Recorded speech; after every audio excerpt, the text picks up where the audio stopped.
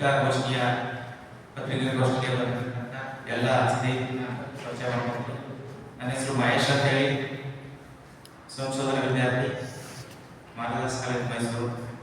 ಹಾಗೆ ಮತ್ತೋರ್ವ ಸ್ನೇಹಿತ ಮರುಸ್ವಾಮಿ, ಸಂಶೋಧಕರು, ಮಾನದಾಸ್ ಕಾಲೇಜ್. ಹಾಗೆ ಡಾಕ್ಟರ್ ಚಂದ್ರಶೇಖರ್, ಅವರು ಕೂಡ ಸಹಕಾರದಲ್ಲಿ PhD ಪಡೆದಿರ್ತಕ್ಕಂಥವ್ರು. ಹಾಗೆ ಶಿವಕುಮಾರ್, ಅವರು ಸಹಕಾರ ವಿಷಯದಲ್ಲಿ ಸಂಶೋಧನಾ ವಿದ್ಯಾರ್ಥಿ. ಹಾಗೆ ಸುಭಾಷ್, ಇವರು ಸಹ ಸಹಕಾರ ವಿಷಯದಲ್ಲಿ ಸಂಶೋಧನೆಯನ್ನ ಮಾಡ್ತಕ್ಕಂಥವ್ರು. ಎಲ್ಲರೂ ಒಬ್ಬರನ್ನ ಬಿಟ್ಟರೆ ಎಲ್ಲರೂ ಕೂಡ ಸಹಕಾರ ವಿಷಯದಲ್ಲಿ ಪ್ರಸ್ತುತ PhD ಬೇರೆ ಬೇರೆ ವಿಷಯಗಳಲ್ಲಿ PhD ಮಾಡ್ತಕ್ಕಂಥವ್ರು. ಈ ಒಂದು ಪತ್ರಿಕಾಗೋಷ್ಠಿಯನ್ನು ಇವತ್ತು ನಾವು ಮಾಡ್ತಾ ಇದ್ದೀವಿ. ಈ ಪತ್ರಿಕಾಗೋಷ್ಠಿಯ ಉದ್ದೇಶ ಮತ್ತು ಅದರ ಹಿನ್ನೆಲೆಯನ್ನು ನಮ್ಮ ಮುರ್ಸ್ವಾಮಿ ಅವರು ಮಾತಾಡ್ತಾರೆ, ನಂತರ ನಾನು ಮಾತಾಡ್ತೀನಿ. ನಮಸ್ತೆ. ಮೈಸೂರು ವಿಶ್ವವಿದ್ಯಾಲಯ ಮೈಸೂರು. ಇವತ್ತು ನಾವು ಈ ಪತ್ರಿಕಾಗೋಷ್ಠಿ ಕರೆದ ಉದ್ದೇಶ ಏನು ಅಂತಂದ್ರೆ,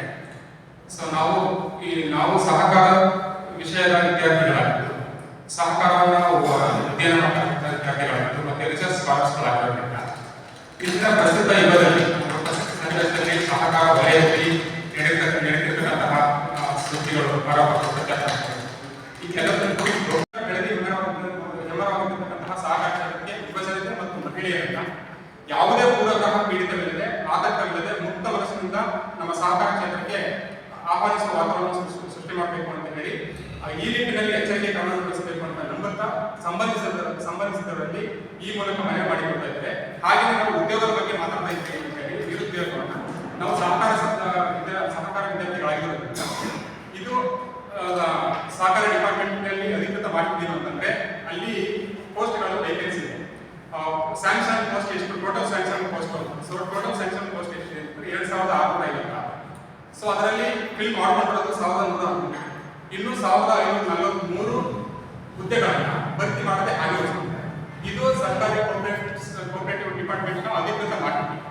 ಸೊ ಇದೇ ತರ ಖಾಲಿ ಉಳಿಸ್ಕೊಂಡು ಹೋಯ್ತು ಅಂತಂದ್ರೆ ನಮಗೆಲ್ಲ ನಾವು ಸಹಕಾರ ವಿದ್ಯಾರ್ಥಿಗಳಿಗೆ ವರ್ಗ ಬಂದಿರೋರಿಗೆ ಉದ್ಯೋಗಕ್ಕೆ ನಮಗೆ ಸಾಧ್ಯ.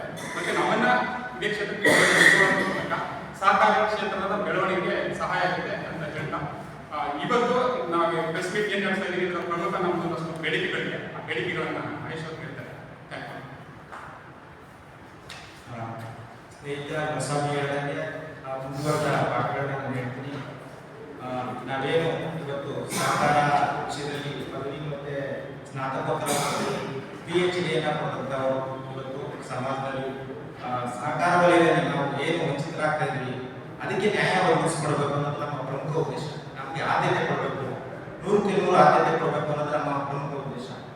ಅದರಲ್ಲಿ ನಾವು ಕೆಲವೊಂದು ಬೇಡಿಕೆಗಳನ್ನ ಇಲ್ಲಿ ನಾವು ಈ ಒಂದು ಮಾಧ್ಯಮ ಮುಖಾಂತರ ನಮ್ಮ ಬೇಡಿಕೆಗಳನ್ನ ನಾವು ಕೇಳ್ತಾ ಇದ್ವಿ.